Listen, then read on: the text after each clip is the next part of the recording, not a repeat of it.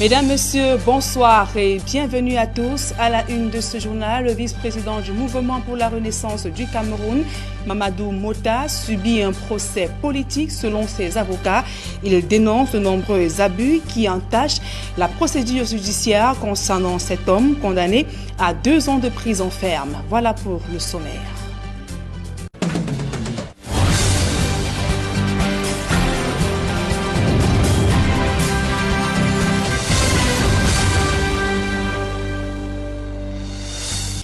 Mesdames, Messieurs, une fois encore, bonsoir et merci d'honorer ce rendez-vous de l'information sur Equinox Télévision. Je vous le disais en titre, les avocats de Mamadou Mota dénoncent un procès politique contre le premier vice-président du Mouvement pour la Renaissance du Cameroun et ses co-accusés.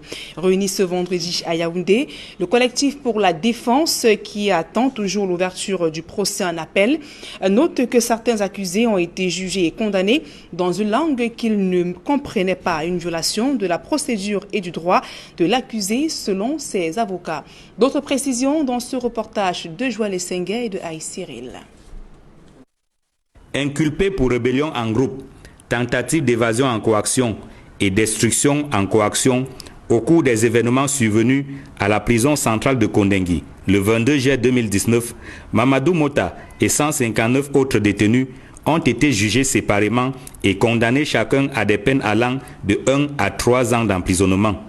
Une violation à la fois de la procédure et du droit de l'accusé, selon le collectif des avocats de la défense réunis à Yaoundé. Alors qu'ils étaient réputés avoir agi ensemble et de concert, le parquet du tribunal saisi a cru bon de les séparer arbitrairement en plusieurs groupes de 50 personnes environ et de les faire juger ensuite par 6 juges différents au cours de 6 procès différents.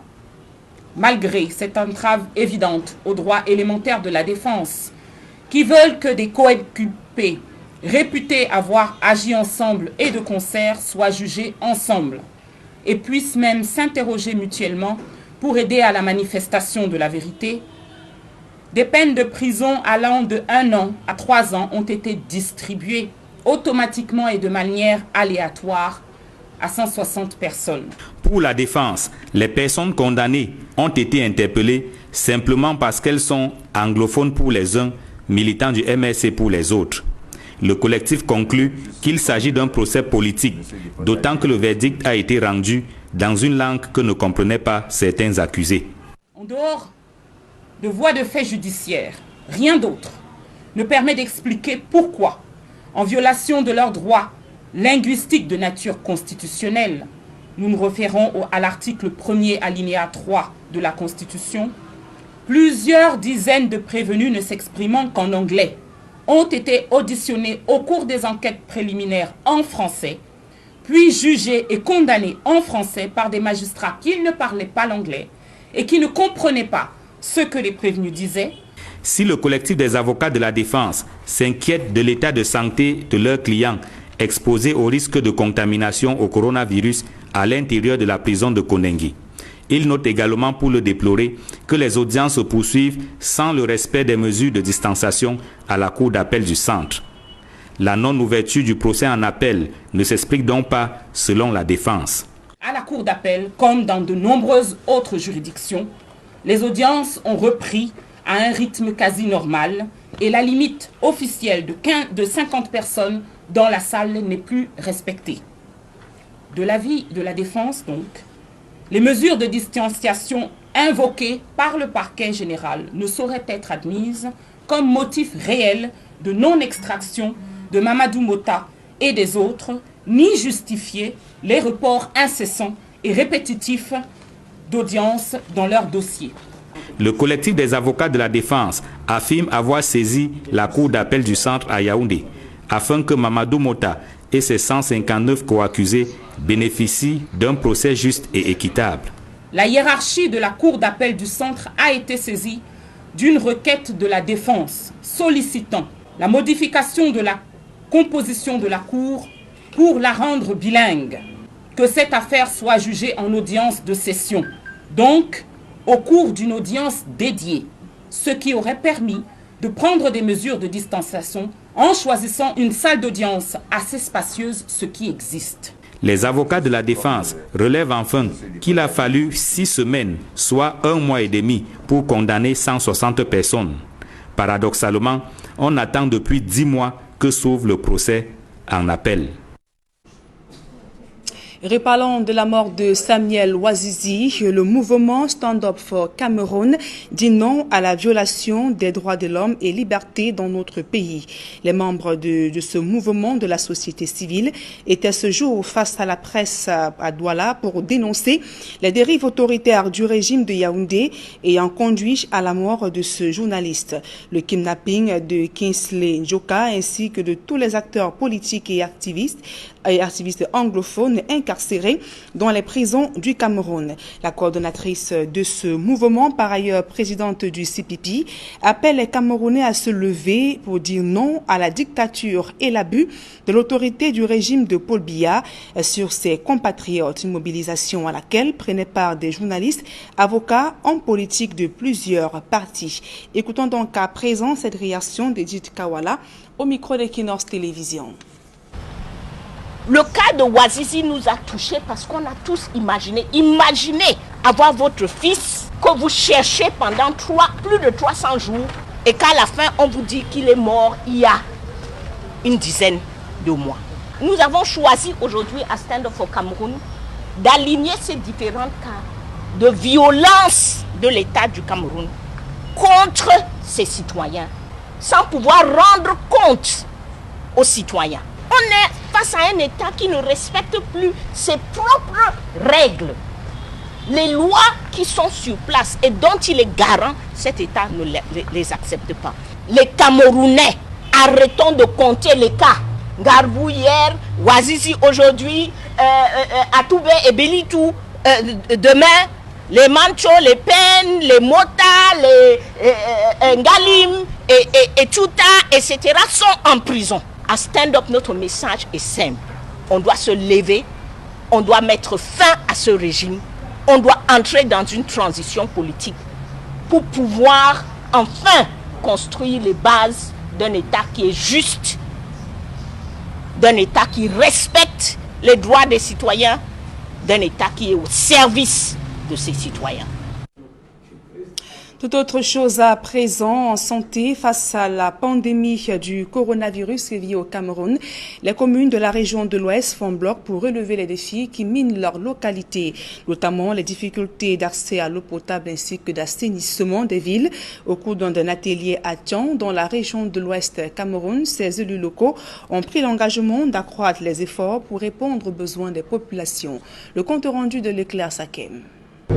L'eau potable pour tous. Cette phrase sonne comme un slogan creux pour les populations de nombreuses communes du Cameroun. Dans plus d'une localité, le précieux liquide est un véritable sésame. Il faut parcourir des dizaines de kilomètres pour s'en procurer. Nous avons des sérieux problèmes pour avoir accès à de l'eau potable. Trouver de l'eau est très difficile.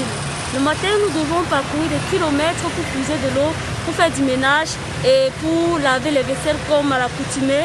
Cet aspect de la gouvernance locale est au fil des années et reste un véritable caillou dans la chaussure des municipalités. Plusieurs d'entre elles, nantis que de maigres moyens, se battent au quotidien pour mettre de l'eau potable à la portée de leur population. Mais difficile de sortir la tête de l'eau. Le manque s'accentue avec la croissance de la population. Nous savons tous que nous devons nous laver les mains avec une eau coulante.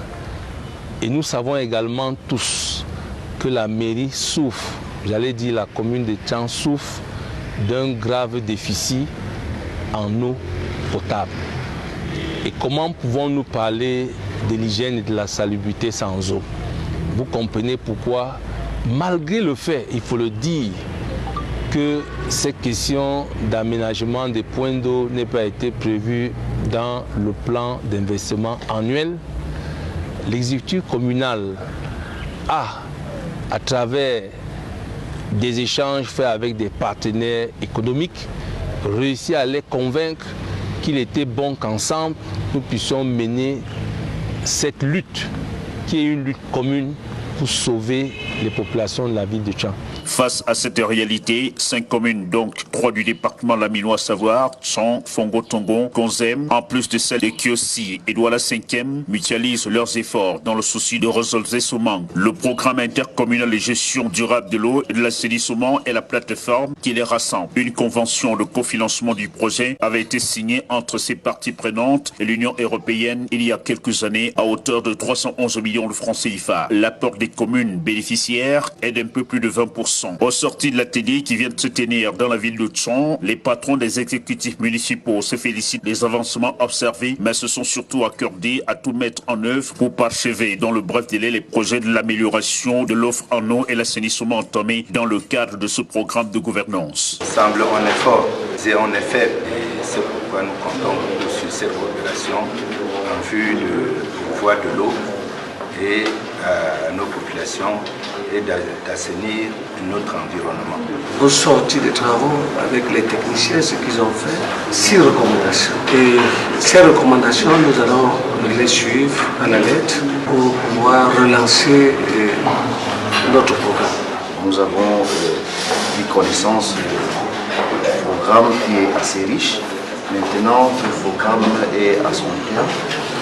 Nous rentrons avec nos techniciens pour essayer, n'est-ce pas, de bien finaliser le projet afin de pouvoir poursuivre avec ce projet qui est très important pour nos populations.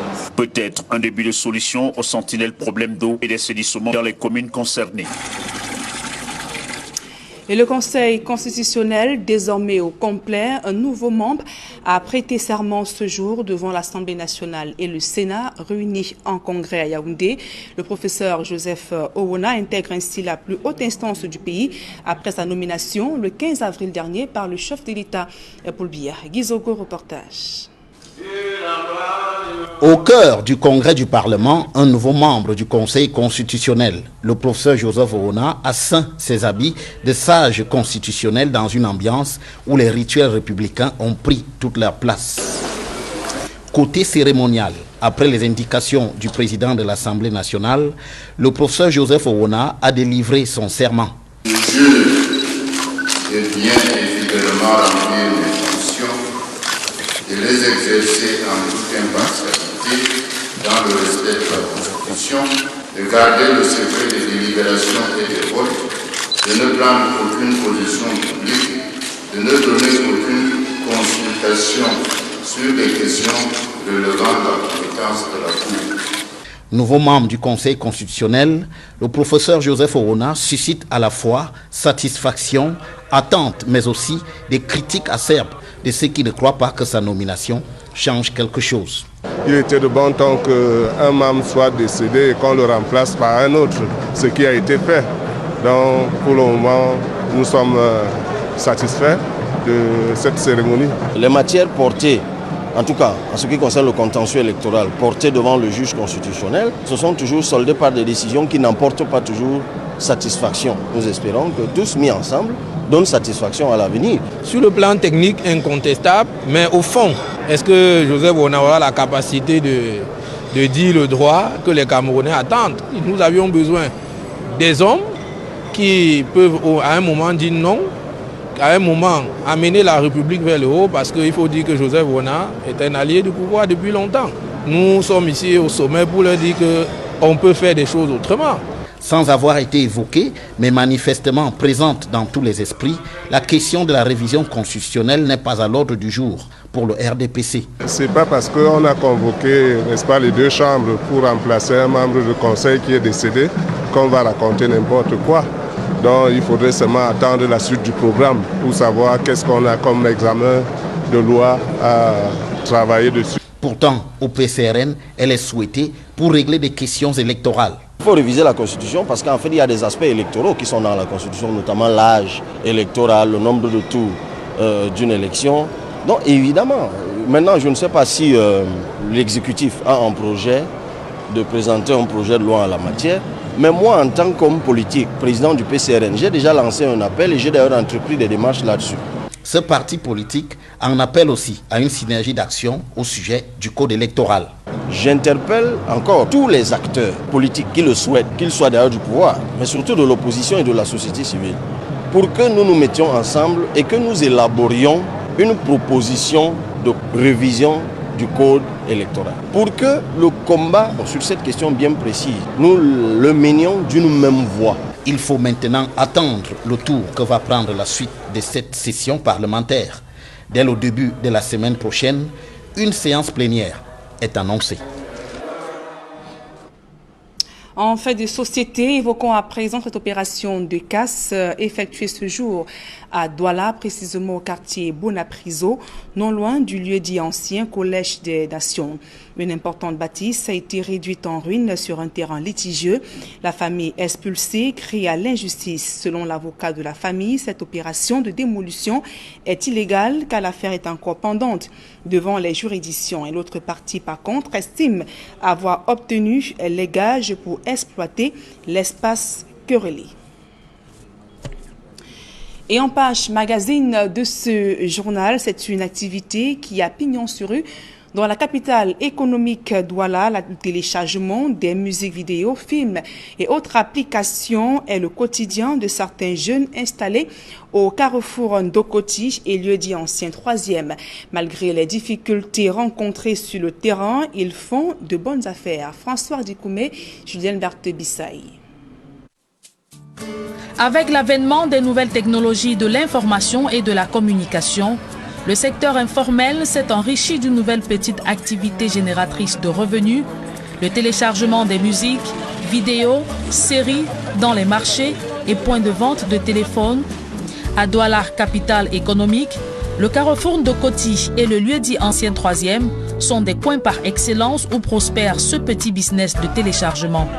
Sur un étal de fortune, un ordinateur desktop ou portable, une connexion Internet, c'est l'essentiel de l'outil de travail de ces jeunes passionnés des NTIC. J'exerce dans ce métier, ça fait pratiquement 4 ans. J'ai d'abord été passionné par la technologie et aussi avec le quotidien qui est un peu dur là, quoi, difficile. J'ai trouvé que bon, je peux aussi vraiment m'en sortir dans ce domaine pour gagner mon pain. Ici, chaque client a sa préférence. Actuellement, ce que le client demande le plus maintenant, c'est la mise à jour de leurs applications WhatsApp et création de comptes iCloud dans les iPhones et aussi le chemin de séries. Parce qu'il y a des séries qui sont maintenant à la mode, que la plupart des clients n'ont pas accès sur leur PDX dans le cap et ils trouvent ça facilement au marché. Les amateurs de musique, films, jeux vidéo y sont généralement bien servis à des prix à la hauteur de la bourse de tous. Le coût, ce n'est pas le même. Par exemple, la série d'une saison à 1000 francs. Il y a des séries qui comportent peut-être 15 saisons, 10 saisons. Mais vu les moments difficiles, le client peut te proposer par exemple 300 par saison. Tu es obligé de jongler. Pour télécharger une série entière, c'est une série peut-être de 8 épisodes, de 8 saisons. La saison coûte 500 francs, une saison. Une saison entière coûte 500 francs. Oui, et si c'est une série de 8 saisons, ça va te faire 500 fois 8, donc 4000 francs la série. Bon, quand c'est de la musique uniquement, on prend seulement VS dans le téléphone des clients. S'ils veulent le style nouveauté, on porte le dossier de nouveauté 2019-2020. On lui balance dans le téléphone, fait maintenant le choix étamiste, ce qui est bien, il sélectionne, ce qui est mauvais, il supprime. Le petit métier nourrit son homme. Le minimum de la recette journalière, 3000 francs CFA.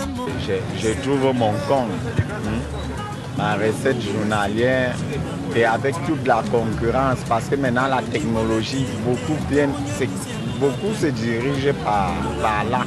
La journée, même si j'ai beaucoup fait, j'ai fait peut-être une recette de 10 000. 10 000 quand c'était bon, quand ce n'est pas bon, c'est 3 000.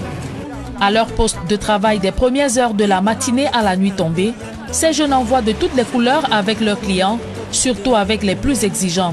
Il y a des difficultés telles que les supports, les cartes mémoire, les clés USB,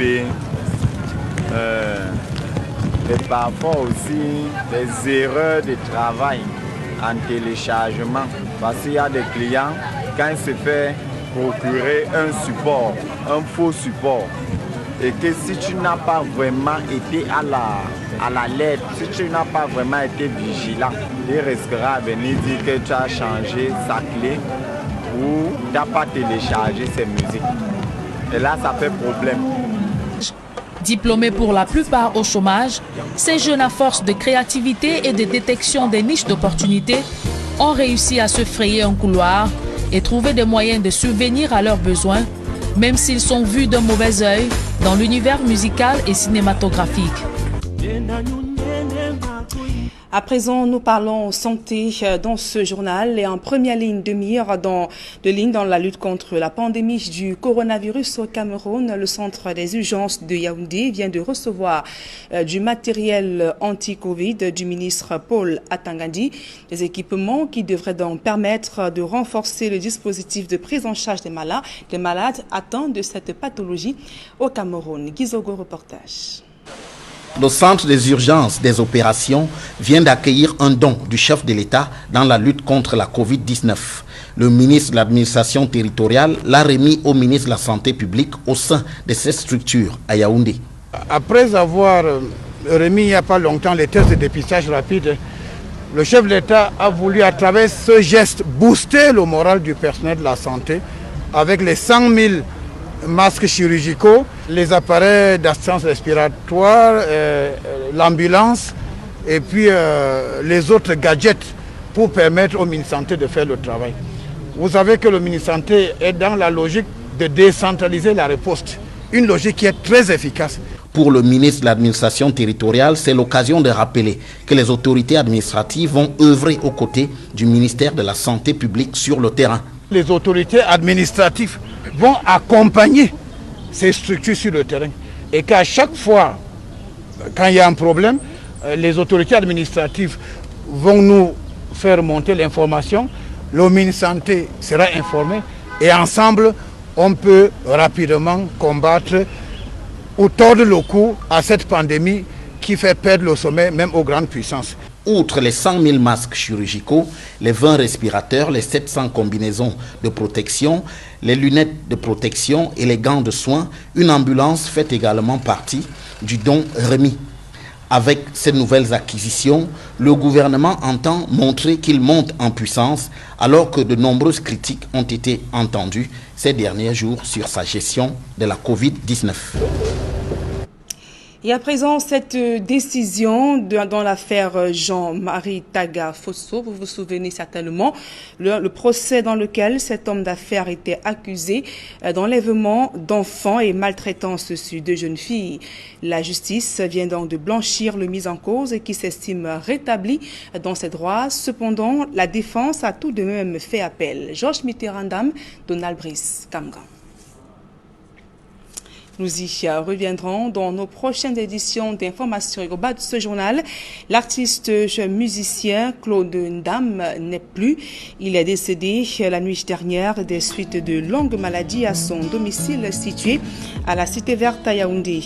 L'on se souvient qu'il a été victime d'un accident vasculaire cérébral le 15 février dernier et conduit à l'hôpital central de Yaoundé. Claude Ndam, ancré dans les rythmes folkloriques, jazz et rock, était un producteur des rythmes puisés dans nos traditions. Le peuple Bamoun, dont il faisait partie, le compte comme l'un des meilleurs vecteurs de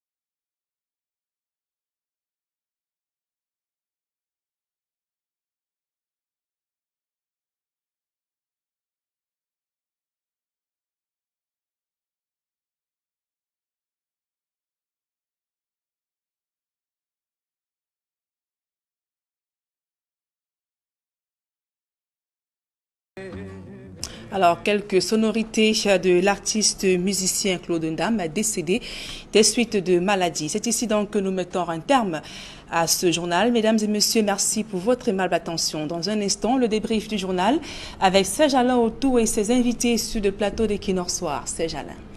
Voilà, le Conseil constitutionnel Nadine Yambou affiche désormais complet. Le professeur Joseph Owona a prêté serment ce jour devant le Parlement réuni en congrès.